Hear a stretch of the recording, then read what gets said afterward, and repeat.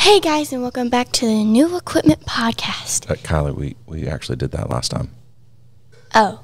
Yep, all about leveling up. Right. Kylie's still super stoked.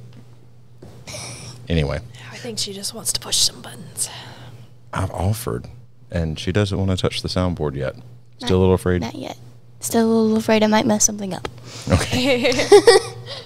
All right, well, actually, in this episode, we're going to be talking about mental preparedness for self-defense.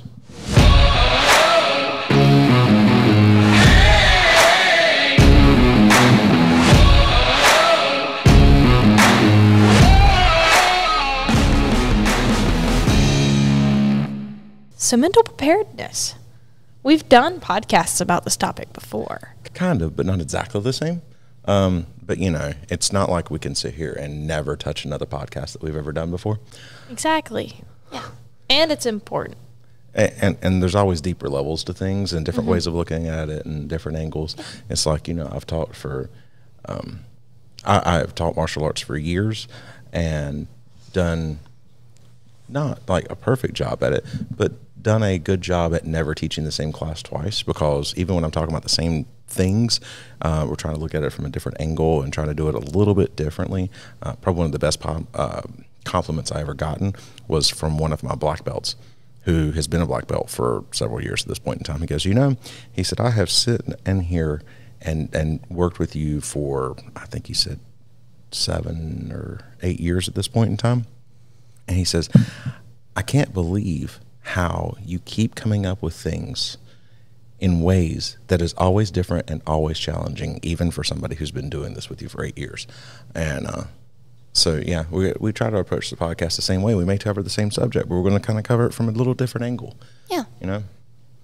So, yeah, anyway, in this podcast, we're going to talk about, like, mental awareness, Preparedness. Preparedness. Awareness is part of it. But anyway, all that said, I think it's time for us to hear from CERT. yeah. Man, my trigger pull has gotten so much better. What'd you say that this was called?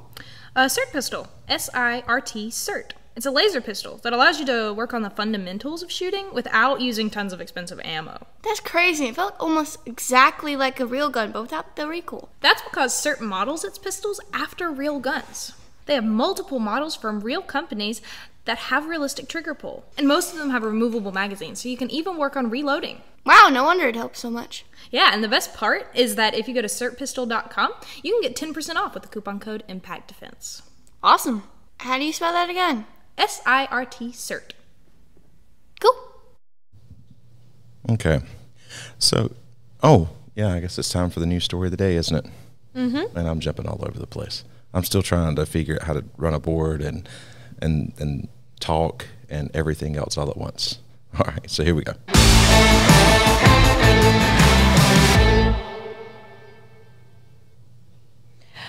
Okay, this news story is brought to us from 2021 in Tennessee. So, a Good Samaritan caught an alleged car burglar and held him at gunpoint until the police arrived. I just heard alarms go off. The victim we spoke with doesn't want us to release their name, but early Wednesday morning, a car burglar smashed her car window. The victim said that somebody had been breaking into many cars lately in her apartment complex. I was scared. First thing I was thinking was, if this is the actual individual, we don't know what he is capable of. The victim came out of her apartment, camera rolling, and captured one of her neighbors, gun drawn, holding an alleged car burglar in check. They found so much on him. He had a gun, other people's phones, money. He said, I don't live in this area. I was just walking home. But he had on a bulletproof vest. According to the police, the suspect is a 22-year-old. The man holding him down is a resident and an ex-security officer, armed with his own handgun and keeping the suspect in place until the police can arrive. When asked about him wearing a bulletproof vest, the Good Samaritan, who is preferred to not be named, said, I thought it was odd, like he had done it before and he was already planning on something happening. The Good Samaritan tells the news that he was ready for anything. He wasn't nervous, but he said the suspect probably was. I asked him why he was pulling on door handles. He swore he wasn't. And I said, "You're probably the one who broke into my car last night." For him, or anyone, to do that, it rubbed me the wrong way. I mean, it was a good thing that guy was there. Yeah. And the woman coming out of her apartment to, like, camera rolling, watching a guy holding someone at gunpoint for touching her car. Yeah.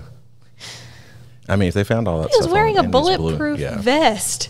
A car burglar wearing a bulletproof vest. So I'd actually heard somebody before talk about bulletproof vests and stuff like that from a legal perspective. And, you know, if you're walking around with a bulletproof vest on and it's just kind of a part of your everyday normal kind of thing, if that's, you might be a little weird, but there's nothing wrong there. But in the sake of kind of like all of that put together, he's wearing a bulletproof vest. Has other people's phones on him? Yeah, he has other people's crap with him. Yeah, I don't think that looks too good for him. I don't think so either. Yeah. All right. So I guess that's been the news What are you story of the talking day. about? I never go anywhere with my bulletproof vest and extra phones.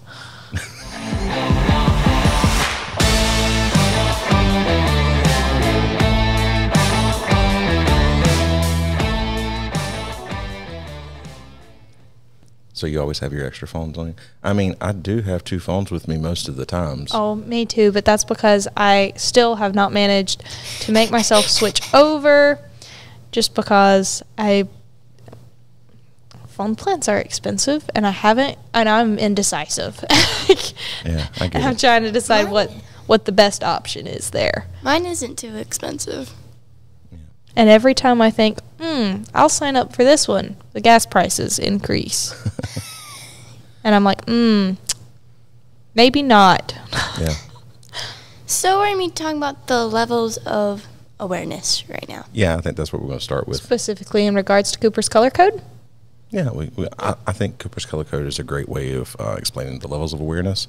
And I've heard people talk about different levels or different low awareness, medium awareness, high awareness. You know, I was like, just Cooper's Color Code works so well. Yeah. There's no need to reinvent the wheel there. He did a great job when he did that.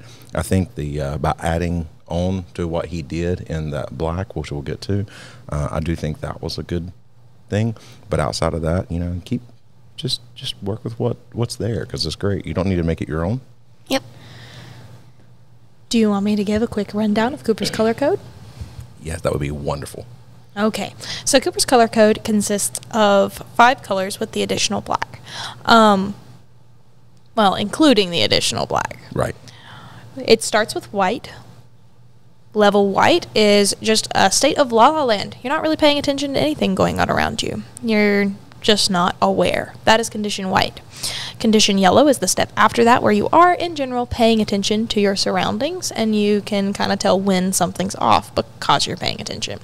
Level orange is when you're suspicious of something in your surroundings, so your senses are notifying you that there is just something slightly off, and you're beginning to mentally prepare. Level red is when an altercation of some sort is actually happening. You are having to take some course of action, be it talking someone down, taking physical action, or removing yourself from the situation. And then condition black is the condition you never want to be in. So condition black is when you go into mental shutdown. Usually condition black directly follows something happening when you're in condition white. So you're not paying any attention, something happens, and now you've mentally shut down because your brain did not have time to prepare. Yeah. So looking at each one of these, and we'll kind of get into some other things later, so we'll try not to get too far off the beaten path here. But Can we also maybe share some stories of when we were in condition yellow and condition orange? Yeah. So, but like, condition white, I think most people live there.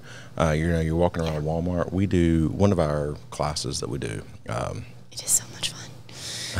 Our Defender course that lasts over a weekend. One of the things that we do is we take a trip to Walmart at like 9:30 on a Friday evening or 9 o'clock or something. Which like that on apparently Friday we evening. need to switch that to 7 because we've always missed the crazy Walmart days by a couple hours. Like the past 2 times we've That's what I went. said the past 2 times. Not always, but the past 2 times we have. Yeah. Yeah, the first time it went really well, and then this past time, 2 times, we've had people who have been at Walmart a couple hours before us and be like, man, that must have been a crazy night for you guys. It's like, no, actually, it was fairly quiet. They're like, really? Because at 7, it was insane. So we might want to switch to 7. Start off, we'll go a little earlier. Used to 9:30 was like the peak of craziness there. So we used to do that, but yeah, we might do it a little earlier. But anyway, walking around Walmart during that time is amazing to see how many people were just like buried in their phones, not really paying attention to what's going on around them. You know, I mean, we had a guy at one of the first ones that we did following Gentry and Kylie around Walmart. And all of us being, well, I will say all of the people who were anywhere near them while they were walking through Walmart, all of our people anyway, they were obviously being aware, and so Gentry and Kylie and other groups all noticed the guy following them. Yeah. Yep. But we had a guy, or a group of guys, about 3 guys, following the guy who was following them, which I kind of really find hilarious because that guy had no earthly idea he was being followed It's like while he was following someone else.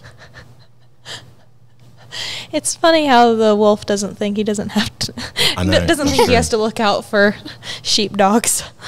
But yeah, I mean, you need to be aware when you're going around. Yeah. I mean, it's just, you have to be just aware of everything that's going on around you. I'm not telling you need to walk around paranoid, but, you know, pay attention to stuff that's going on Have a around plan. you.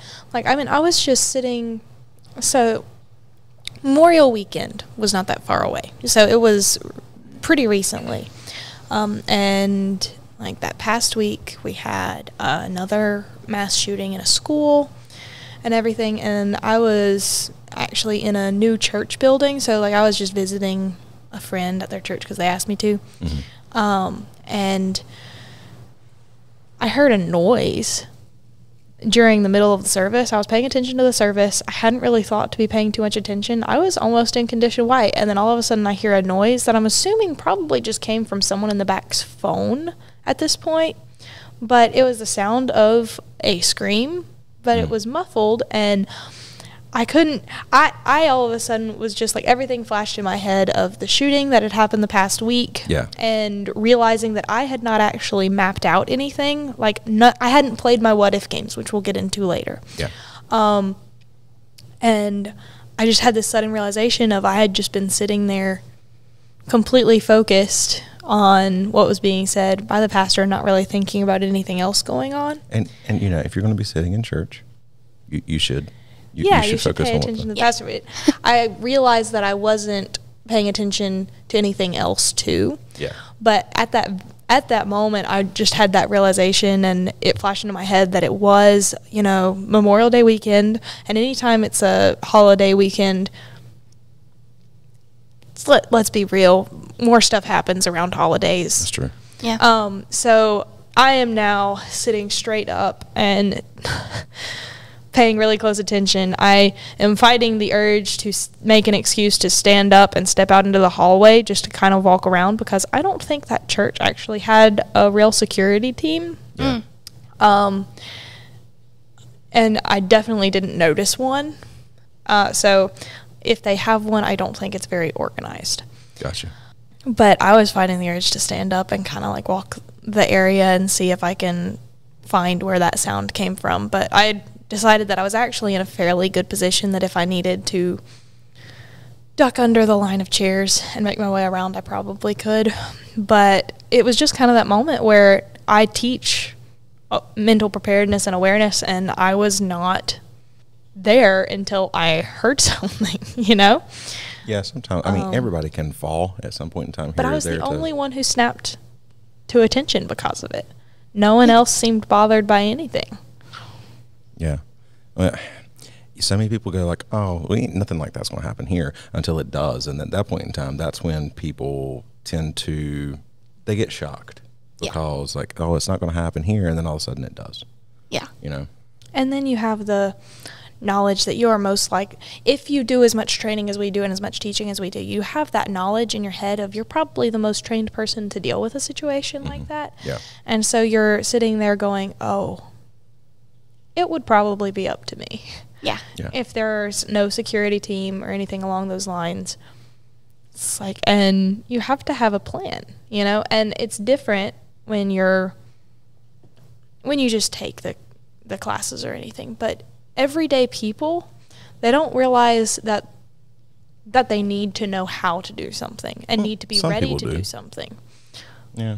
It's amazing how many people are content with living in condition white. Yeah. Because not just knowing what's going on around them, but not being aware of the actual risk to their safety in general, that something could happen to them. Yeah. Yeah. I have a story where I went from white to yellow to orange, like very quickly. So I was at my grandma's house, and I was sitting at the kitchen table. And she got up off the couch, went around to the door, and said, "Watch my back." I was like, watch your back, what? Because I hadn't noticed that a guy was walking up to the house. And so once I saw that she was actually talking to someone, I quickly got behind her. And I started thinking, I didn't really pay attention to the conversation. I just started thinking, if this guy came in, what would I use to, like, back him off, back down the steps? And so I had a chair right in front of me. I was like, I could use a chair to back him off downstairs. Luckily, he never did. He went off, and he was supposed to go to, like, the library, which was one way, but he went the other way. So I don't think his intentions were... Yeah, she sent him away. Yeah. So, and then there was also a time, just like this morning, where me and you were getting breakfast, and I just noticed a guy walking very strangely over to where we were, but then quickly turned and then went back up very quickly. And then he did something with his hand, like reached it up high. He kind of had, he looked a little sketchy. Yeah. Anyway. And then, you know. And so I didn't eat until I didn't see the guy anymore. I mean, I had to stop in at a restaurant one day, just a like fast food place, a local one, that was really nearby, to get some food at one point. And like I walk in the door and I do my usual scan of the area, Yeah. you know, and I do notice this one really tall dude and his wife who just look a little bit too energetic, you know, like they were like artificial energetic, like I think they were on something, you know. And so I'm paying kind of close attention to them, but I start to notice that they have like nodded and acknowledged a couple of the people coming in. So now they have other people that they know coming into the restaurant. And I look down at the guy's leg and he has an ankle monitor on. So I'd say he's not too far away from his house. Nope. I wouldn't think. Or somebody's coming to pick him up one. Or away from his county. But so more people that these sketchy people know are coming into the restaurant and just kind of all around, and they keep making excuses to go back up to the counter, like they don't have quite enough ketchup, or they want their refill, or they were just wondering if they had this, you know, back up to the counter more than anybody I've ever seen at a restaurant. And there's just me and like one other person there that weren't from it. So as soon as I get my food, I leave.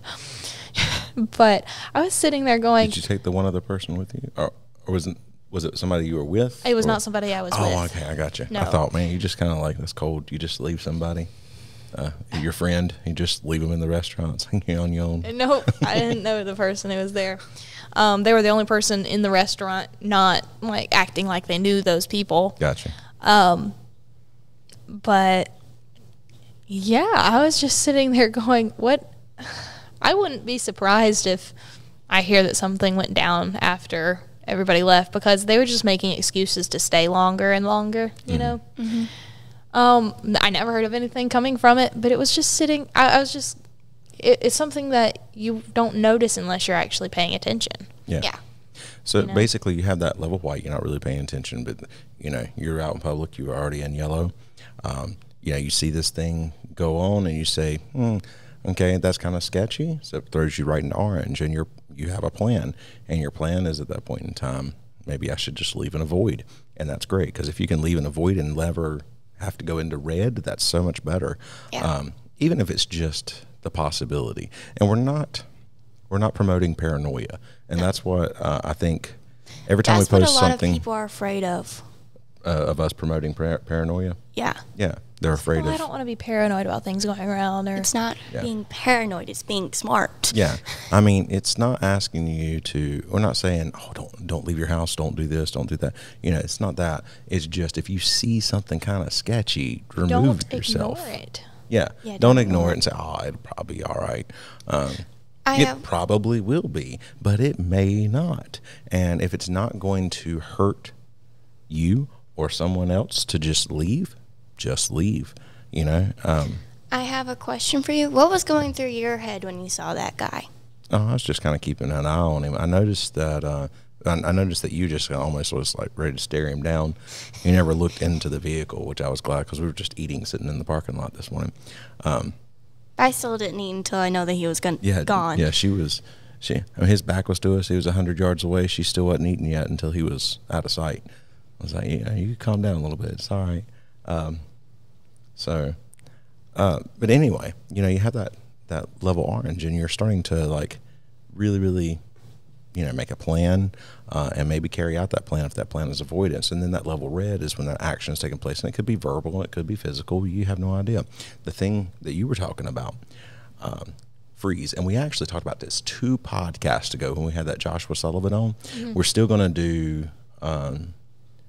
We're still going to talk about, because I think in our next podcast, or maybe the podcast after that one, probably the next podcast, unless we end up with another guest on, we're going to talk about active shooter again, and maybe like how we as a society can like stop these things and the best way to do it. And we're not talking about gun control, how the best way to actually stop these things, because these things need to be looked at as like, mental issue. But anyway, forgetting all that. Excuse me. You know, the best way to not freeze or go into condition black is stay out of condition white when you're in public, because Yes. we've discussed this, Please. I think, on the podcast. Every time we watch people go from or freeze, they were completely caught off guard. They were completely in la la land. And even when like I was doing some combatives training, I know I've told this story on podcast. I was doing a combative certification. It was down for like a week-long class. And this one poor lady who had done martial arts all her life, who thought she was going to walk away with this certification in empty can combatives because she's a black belt and she thought she knew everything. She thought she was all that. When she was put in that situation, she was like, oh, okay, that's just kind of like standing there waiting around, and all of a sudden crap hit the fan and she just like completely froze up. So that's, you know, you've got to actually pay attention and look for things and all of that. Look for things that kind of stick out to you as not normal. Now, speaking of that and kind of getting into that, we're using our awareness. We're trying to condition ourselves mentally. So you want to like know that there are certain ways that you're going to react to a threat. You know, you could comply, you could call attention, you do. Flee. Yeah, you could run away. Fight. You could decide to fight them. Freeze. Or you could freeze. These are anything that could happen. Now, we're not saying that these are the things that should happen. No. Knowing your options is important. Yeah, Yes. that freeze is Because- not really voluntary, but Because if all you train, let's say that you're the one who has done martial arts all your life. If the only reaction you train is fight, that's the only weapon in your tool belt. Yeah. You Yeah. might not think to do something else that might have been a smarter decision, you know? Yeah. And you're going to be asked that even if you do something in self-defense, you can still be sued civilly. And depending on the laws of your state, you know, you can be sued by the person you were defending against, you know? You have to build your options, not just sticking to one thing. It's like, oh, well, I know how to fight off this. Okay, but do you know how to talk someone down? yes. Do you know how to take a deep breath and then remove yourself from the situation? Yeah. Do you know how to slow down and decide on the best course of action instead of just reacting physically immediately? Yeah. You know, and otherwise, there's the other people who they're just like, oh, well, if someone has a gun to me, I'm just going to comply. Well, there are some things that are not worth complying for. Yeah. Yeah. So if all you're planning on doing is complying when that happens, then that's your only option as well. And what happens when you're in a situation where you're not willing to comply? Then you don't have anything else to do. So, and we teach this a lot. We tell this a lot. You know, somebody holds a gun at you, holds a knife at your throat, and says, "Give me your money." You give them your freaking money because Yes. there's no need. You just comply. They are probably not going to kill you. Yeah, if Yeah. they're Okay. using a gun So- to ask for your money, then their goal is to generally get your money, not Yeah. you. Yeah. Yeah. So we need to think that too. We are going to play the odds a little bit in that situation. If they're asking for something material, we're going to go ahead and just give it to them. But like, Unless it's keys to your car and your kids in your car. well, yeah, but that changes it completely. Yeah.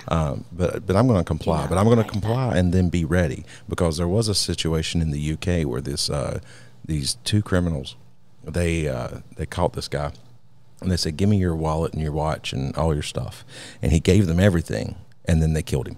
They started stabbing him. So, you know, when you comply knowing that there's a possibility you still may have to fight, you know? So that's kind of the thing. We need to make sure that even if you comply, you still have to be ready just in case Yeah. the crap hits the fan, because it still can. If they're asking for something material, we're going to go ahead and give it to them. Yes. Past that, though, one of the things that we do quite a bit in our women's self-defense, And our abduction kids. prevention, no, this one's purely women's, is we will ask one of them to come up. We get a volunteer. We always ask for a volunteer because I'm not just going to like randomly pick somebody, because we don't want to have like a breakdown. I will get somebody to come up, and I will grab them by their hair and put a knife in their throat and say, "What would you say if I ask you, get in the van, or I'm going to shove this knife through your neck?" And that sounds horribly violent. Okay. And let me tell You you, think? I feel like a horrible person when I do that. It just makes me feel terrible to even do that. Yeah. That does definitely not come naturally to me. And most of the time, people look at me and go, I would get in the van, because the fear in that moment. And I used you as an example one time because nobody would come up. And you said there was something about that one was just it really overtook your emotions. In that specific situation, you had a training gun in your hand. Yeah. And I had never trained from that specific position before, where like you had my hair and you had the gun to my neck and you were right there. And I had never like thought about that specific one before. Yeah. And so that was the only one where it was just going, oh crap. But for me, I wasn't in the freeze yet. That one was the only one that had ever just caught me off guard, though. Yeah. Because I'm able to go into the place of, okay, I'm training. For me, I have that mental zone of I'm training. I'm going to do whatever I have to do in training to prepare me for this real situation. There was something really real about that one. Yeah. There's something that is just it's like throws you into a spot. It really does. So that's why we do that one, because we want to try to tell them, in that situation, they're wanting you. They're probably not going to put that knife through your neck, honestly. So, we try to say, but even if they were to try to do that, we have to remember the principle that action is faster than reaction. So we want to act as quickly as possible, and we do not want to Just comply. because a training situation catches you off guard and your initial thought is there's nothing I can do to this, that doesn't mean there isn't something you can do to that. Right. And to have part of mental preparedness is preparing yourself to slow your thought process down and think clearly about what will happen if you comply. What will happen if you try to flee? What will happen if you yell for help? What will happen if you try to fight? Yeah. And which action is worth the consequence? Because in that situation where they're holding your hair and holding that knife or that gun to your neck and they're saying, get in the van, at that point you're thinking about that knife or that gun to your neck, but you're not thinking about what happens when you get in the van. Right. And like one thing we do teach like kids and adults and everything is like if you're in a parking lot and somebody grabs you and tells you to be quiet and they're trying to shove you somewhere, you want to make as much noise and cause as much commotion as possible because you want to try to call attention to the situation. And I had somebody ask me one time, well, what if they tell you that if you like scream, they're going to cut you or they're going to shoot you or they're going. I said, no. And most likely, if you yell, they're going to run away. Yes. Yeah. Yeah, we have to play the law of averages on all of these things, and for the most part, it tells us, statistics show us that if you make a lot of noise, these guys run. They don't stick around because they're not trying to get caught, and they shoot you. How loud is that going to be, and how much attention is that going to get from people? So it doesn't make any sense. It's a great threat. I think that gun is louder than my scream. Yeah, exactly. Yep. So, and then if you can run, freaking run. If you're Yes. Kyla's the yes person for this podcast right now at the moment.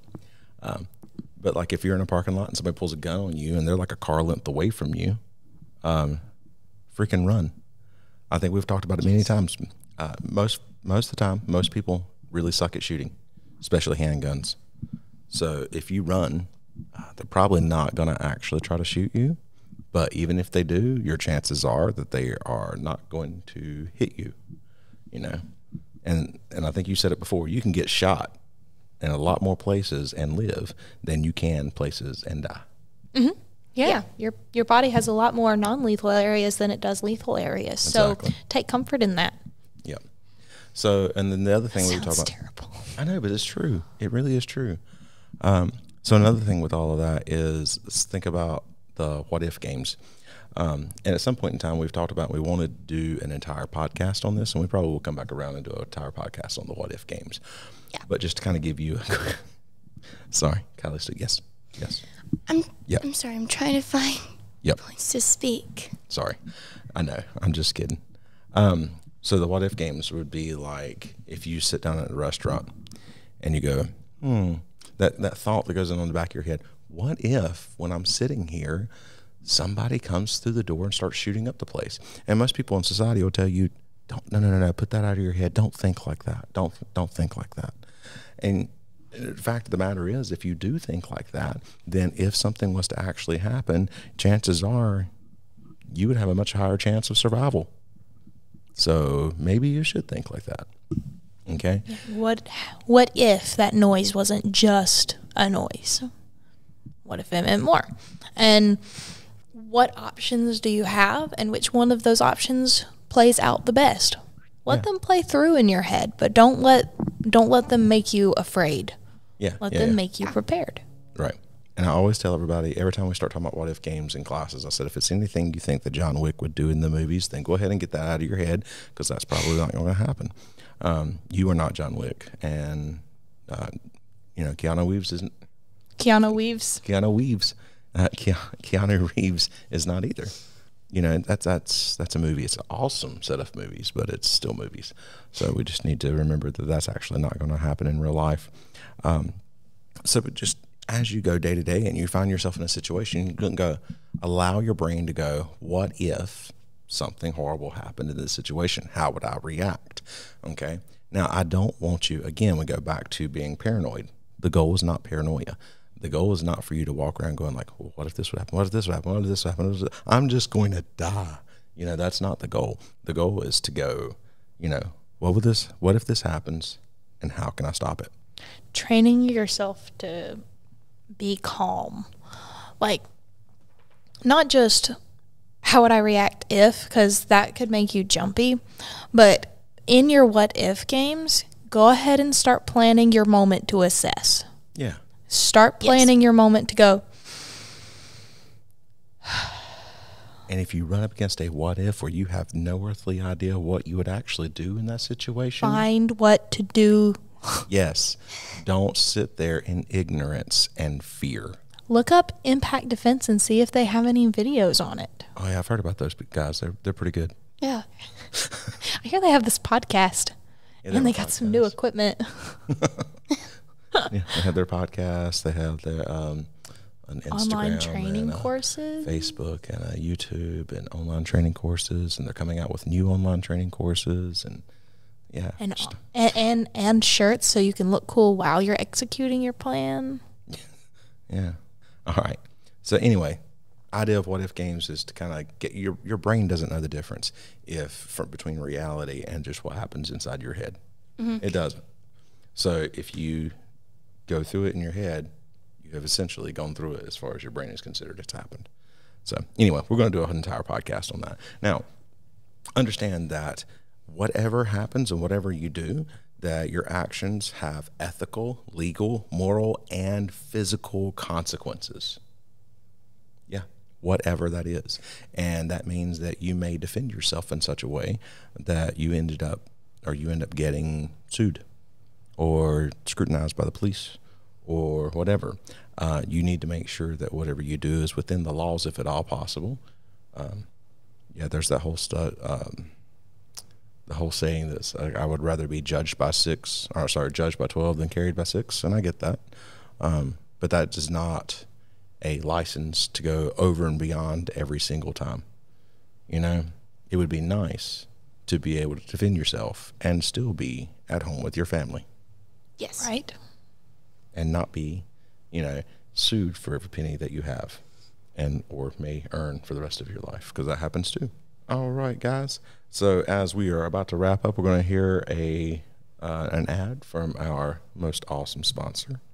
So, don't forget these guys, because they did hook us up with this awesome equipment. Jada, why do you look so sad? Oh, man, I spilled coffee on my shirt this morning. Hey, your shirt's nice. Where'd you get that? Oh, I got this from faithandfreedom.clothing. I haven't heard of that site. You should have. They've been a sponsor of a podcast for like a while now. I know, but I thought we were doing a bit. Oh, well, might as well finish it out. Well, they did recently change the site. It's now faithandfreedom.clothing. Oh, that must be completely different. Do they sell any different shirts now other than just faith and freedom related clothing? Actually, yes. They have coffee shirts. They have now martial arts shirts. And even a few car shirts. I don't need a coffee themed shirt. I already have one. It doesn't count if it's covered in coffee. Anyway, faithandfreedom.clothing. Visit the site today. I will be. So as I'm listening to the ad, I'm sitting there thinking, you know what? I think we need to record new ads with the new equipment. Most Probably. likely. Yeah. Okay. Summarize, Jada. Okay, so we're talking about mental preparedness in this. Oh, not we're talking, but We did talk. Yeah, we spent this episode talking about mental preparedness and just the different levels of that.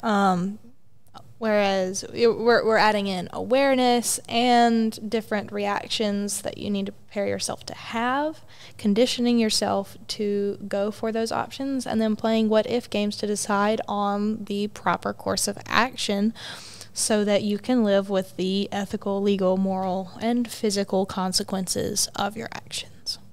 Man, you did that so well. It's like you had notes in front of you or something. I know, it's crazy. It's almost like I had all of our points in front of us so that I could find the best wording to summarize them all.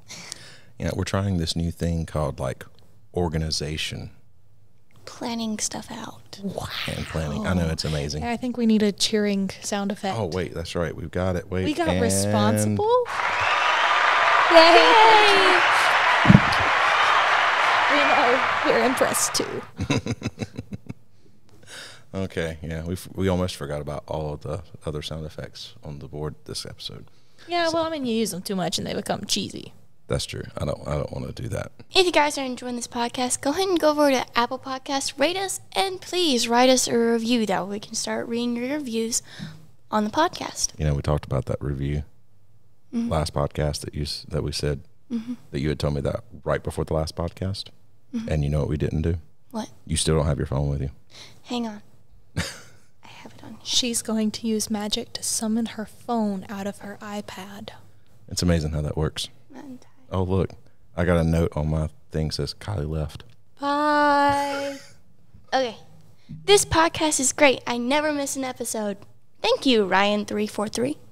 So you can be like Ryan and leave us some messages or leave us a review as well. Or you can leave us some messages. That's fine. Or you can leave us some messages. Yeah. Yes, we can do that too. Go to the website, impactdefense.online.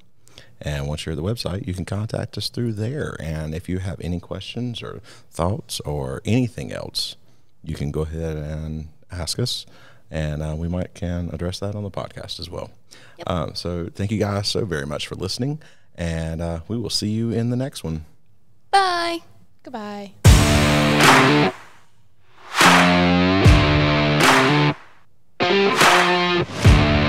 Fancy to be able to hear our own.